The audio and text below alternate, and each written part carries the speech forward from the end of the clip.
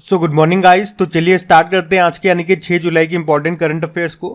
तो इस प्रश्न में आपसे पूछ रहे हैं, हाल ही में 23वें शंघाई शिखर सम्मेलन में किसे अतिथि देश के रूप में आमंत्रित किया गया? तो आंसर होगा तुर्कमेनिस्तान।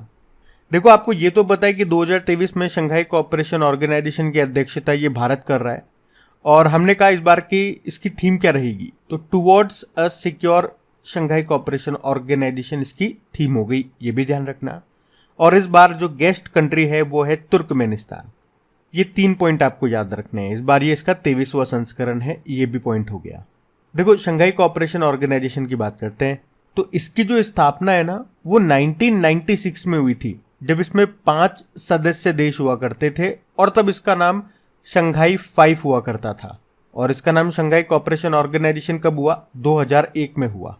इसका हेडक्वार्टर कहां पर है? शंघाई में नहीं है, बीजिंग चाइना में इसका हेडक्वार्टर है, ये ध्यान रखना। इसमें भारत और पाकिस्तान मेंबर कब बने? 2017 में। और अभी वर्तमान में कौन कौन मेंबर हैं इसके? वर्तमान में इसके 8 मेंबर हैं। भारत, पाकिस्तान, रशिया, चाइना, ये 4 हो गए। बाकी 4 सेंट्रल एशियन कंट्रीज हैं। कौन कौन? उज्बेकिस्तान, कजाकिस्तान, तजाकिस्तान और किर्गिस्तान। इसमें कौन शामिल नहीं है? तो तुर्कमेनिस्तान शामिल नहीं है, ये आपको याद रखना है। और अब ये आपको याद भी रहेगा, क्योंकि आपने देख लिया ना इस बार चीफ गेस्ट कौन है, तो तुर्कमेनिस्तान है। वो मेंबर नहीं है तभी तो चीफ गेस्ट है। तो अब आपको याद रहेगा ये चीफ गेस्ट आने से कि एससीओ में कौन शामिल नहीं है, तो तुर्कमेनिस्तान शामिल नहीं है। क्योंकि हो सकता है कई बार आप लोग कंफ्यूज हो जाते हैं, सारे एक जैसे नाम लगते हैं, कजाकिस्तान, तजाकिस्तान, तुर्कमेनिस्तान, कुर्कमेनिस्तान। तो अब आपको ये याद रहने वाला है। और अभी इसमें नवीनतम मेंबर कौन बना है? 9th नंबर का ईरान बना है। अच्छा, अभी शंघाई कोऑपरेशन ऑर्गेनाइजेशन के विदेश मंत्रियों की बैठक कहाँ पे हुई थी? ये गोवा में हुई थी। और पारंपरिक चिकित्सा पर शंघाई कोऑपरेशन ऑर्गेनाइजेशन के पहले अंतर्राष्ट्रीय सम्मेलन और एक्सपो का आयोजन ये हुआ था गुवाहाटी में। और शंघाई कोऑपरेशन ऑर्गेनाइजेशन की पहली कल्चरल और टूरिज्म कैपिटल ये कौन सी बनी है? ये वाराणसी बनी है। चलिए फिर बताइए, अभी हाल ही में south Asian football federation championship को किसने जीता? तो आंसर होगा भारत ने। यहां बात हो रही है साउथ एशियन फुटबॉल चैंपियनशिप की। तो ये हुई कहां पे? बंगलुरु के श्री कांतेराव स्टेडियम में, जिसको भारत ने जीत लिया। किसे हराया या उप विजेता कौन रहा? तो आंसर होगा कुवैत। ये इस बार इसका 14वां संस्करण था। तो आप देख सकते हो 14 संस्करणों में भारत 9 बार जीत चुका है। और फुटबॉल से एक प्रश्न अगर मैं आपसे पूछूं कि इस साल जो 132वां संस्करण है डूरंड कप का, ये कहां पे होगा? ये कोलकाता में होगा। डूरंड कप ये दुनिया का तीसरा सबसे पुराना और एशिया का सबसे पुराना फुटबॉल टूर्नामेंट है। और इसी तरह से इस साल 76 नंबर की संतोष ट्रॉफी का आयोजन ये सऊदी अरब में हुआ था। इसको कर्नाटक ने जीता है मेघालय को हरा के। और आप जानते हो अंतर्राष्ट्रीय फुटबॉल में 200 मैच खेलने वाले पहले पुरुष फुटबॉलर कौन बने? Cristiano Ronaldo. विश्व में सर्वाधिक अंतर्राष्ट्रीय गोल करने का रिकॉर्ड भी इन्हीं के पास है। और Laureus sportsman of the year का अवार्ड मिला लियोनेल मेसी को, जबकि world team of the year का अवार्ड मिला अर्जेंटीना पुरुष फुटबॉल टीम को। क्यों? क्योंकि अभी जो फीफा मेंस वर्ल्ड कप हुआ था 2022 के लास्ट में, जो कि इसका 22वां संस्करण था, कतर में हुआ था, जिसका शुभंकर था, मैस्कॉट क्या था? लाइब। तो उसको अर्जेंटीना ने जीता फ्रांस को हरा के। उसमें अर्जेंटीना के जो लियोनेल मेसी हैं उनको गोल्डन बॉल अवार्ड मिला, जबकि किलियन एम्बाप्पे को गोल्डन बूट अवार्ड और एमिलियानो मार्टिनेज को गोल्डन ग्लव अवार्ड मिला। और आपको याद है अभी 2023 में फीफा अंडर 20 विश्व कप ये अर्जेंटीना में हुआ था। पहले ये इंडोनेशिया में होने वाला था, लेकिन फिर अर्जेंटीना में हुआ ये। इसको उरुग्वे ने जीता इटली को हरा के। और इसी तरह याद रखना 2023 में FIFA under 17 mains world cup ये पेरू में होने वाला था पहले, लेकिन अब ये कहाँ पे होंगे? इंडोनेशिया में। और 2023 फीफा महिला विश्व कप ये 2 देशों में होंगे, ऑस्ट्रेलिया और न्यूजीलैंड, जिसका शुभंकर है तजुनी, जो रिप्रेजेंट करता है पेंगुइन को। अब इंटर कॉन्टिनेंटल फुटबॉल कप ये हुए भुवनेश्वर में, जिसको भारत ने जीता। और हाँ, अभी जो फीफा रैंकिंग आई है उसमें भारत 100वें स्थान पे है, टॉप पे अर्जेंटीना है। देखो, फुटबॉल से संबंधित कुछ कप एंड ट्रॉफीज मैं आपको हमेशा बताता हूँ। जैसे कि एक तो आपने कहा संतोष ट्रॉफी हो गई, एक हमने देखा डूरंड कप, एक होता है सुब्रोतो कप, एक होता है रोवर्स कप, एक होता है आशुतोष कप, एक मर्डेगा कप भी होता है। और एक फुटबॉल टीम में कितने प्लेयर होते हैं? 11। और फुटबॉल की बात है तो फीफा की बात करो। फीफा स्थापना होती है 1904, हेडक्वार्टर है ज्यूरिख स्विट्जरलैंड और प्रेसिडेंट कौन है? ज्ञानी इन्फिनिटो है। तो ये ध्यान रखना, बढ़ते हैं आगे। चलिए फिर बताइए, हाल ही में ग्लोबल शतरंज लीग के पहले संस्करण का आयोजन ये कहाँ पे किया गया? तो आंसर होगा दुबई में। बात कर रहे हैं यहाँ पे ग्लोबल शतरंज लीग की। पहली बार इसका आयोजन हुआ कहाँ पे? दुबई यूएई में। और कौन सी टीम चैंपियन बनी है? तो त्रिवेणी कॉन्टिनेंटल किंग्स। और इसने हराया है अपग्रेड मुंबा मास्टर्स को। और इसमें डेनमार्क के जो ग्रैंड मास्टर हैं योनास जेयर, इन्होंने त्रिवेणी को पहली ग्लोबल शतरंज लीग का खिताब दिलाया है। तो ये 2-3 पॉइंट ही हैं, बस यही ध्यान रखना क्योंकि ये पहली बार इसका आयोजन हुआ, पहला संस्करण है ग्लोबल शतरंज लीग का। कहाँ हुआ? दुबई में। चैंपियन कौन सी टीम बनी है? त्रिवेणी।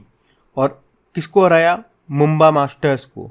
इसमें त्रिवेणी को किसने जीत दिलाई?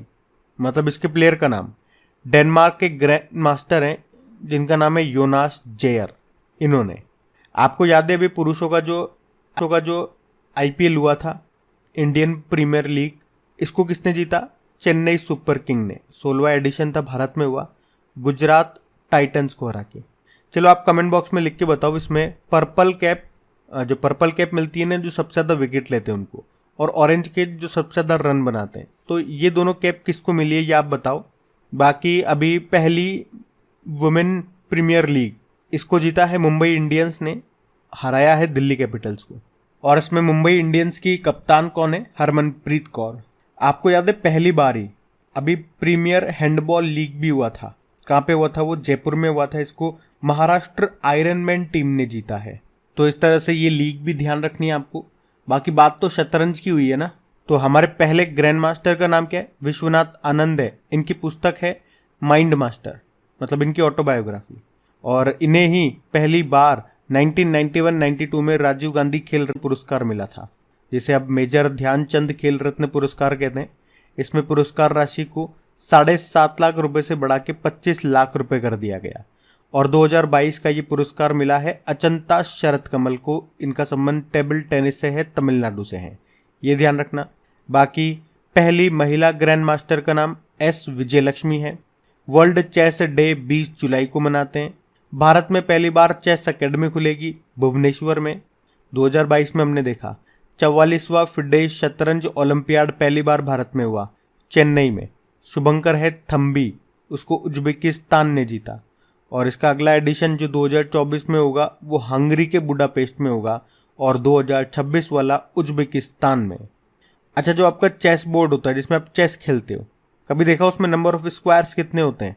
ये प्रश्न आता है, तो आंसर होगा 204, याद रखना। और चेस को रेगुलेट करने वाली बॉडी है फिडे, उसका हेडक्वार्टर है लुज़ेन स्विट्जरलैंड में। और वाइस प्रेसिडेंट अभी यही बन गए थे, कौन? विश्वनाथ आनंद। तो ये भी ध्यान रखना। पॉइंट्स बढ़ते हैं आगे। फिर बताइए, अभी हाल ही में 2022-23 के लिए ऑल इंडिया फुटबॉल फेडरेशन महिला फुटबॉलर ऑफ द ईयर किसे नामित किया गया? तो आंसर होगा मनीषा कल्याण। तो अभी ऑल इंडिया फुटबॉल फेडरेशन ने 2022-23 के लिए मनीषा कल्याण को लगातार दूसरी बार महिला फुटबॉलर ऑफ द ईयर चुना है। तो मनीषा कल्याण से एक और पॉइंट आपको बता रहा हूँ, वो भी ध्यान रखना कि UEFA चैंपियंस लीग खेलने वाली ये पहली भारतीय फुटबॉलर है। अच्छा, 2022-23 के लिए ऑल इंडिया फुटबॉल फेडरेशन पुरुष फुटबॉलर ऑफ द ईयर किसे चुना गया? तो आंसर होगा लालियान जुआला चांगटे को। तो चांगटे को चुना गया है पुरुषों में, और महिलाओं में मनीषा कल्याण को। वैसे ऑल इंडिया फुटबॉल फेडरेशन की बात हुई है, इसकी स्थापना होती है 23 जून 1937 में, नई दिल्ली में मुख्यालय है, और अध्यक्ष का नाम है कल्याण चौबे। तो ध्यान रखना ये। बढ़ते हैं आगे। चलिए फिर बताइए, अभी हाल ही में दुनिया का सर्वाधिक हाई ग्रेड फॉस्फेट का भंडार ये कहाँ पे मिला है? तो आंसर होगा नॉर्वे में। तो अभी नॉर्वे में हाई ग्रेड यानी कि बेस्ट क्वालिटी वाला फॉस्फेट के भंडार मिले हैं, और ये कम से कम 70 बिलियन टन होने का अनुमान है। और इतने फॉस्फेट से दुनिया की अगली 100 साल की ज़रूरतों को पूरा किया जा सकता है। अच्छा, फॉस्फेट का इस्तेमाल ये आपके सोलर पैनल्स में होता है, इलेक्ट्रिक कार की बैटरी और उर्वरक जो फर्टिलाइज़र होते हैं वहाँ पे भी इसका इस्तेमाल होता है। आपको पता है अभी भारत में पहली बार लिथियम के भंडार कहाँ पे मिले थे? जम्मू कश्मीर में। अच्छा, नॉर्वे की बात करें तो इसकी कैपिटल है ओस्लो, और ओस्लो से आपको ज़रूर याद होगा जो शांति का नोबेल पुरस्कार है वो यहीं पे दिया जाता है। करेंसी है क्रोन, और प्रेसिडेंट कौन है? Erna Solberg. चलो एक प्रश्न मैं आपसे पूछता हूँ कि अभी कौन सा इंडेक्स आया था जिसमें नॉर्वे टॉप पे था, और उसमें भारत की रैंक क्या थी ये भी बताओ। और नॉर्वे एक नॉर्डिक देश है। नॉर्डिक देश कौन कौन से होते हैं?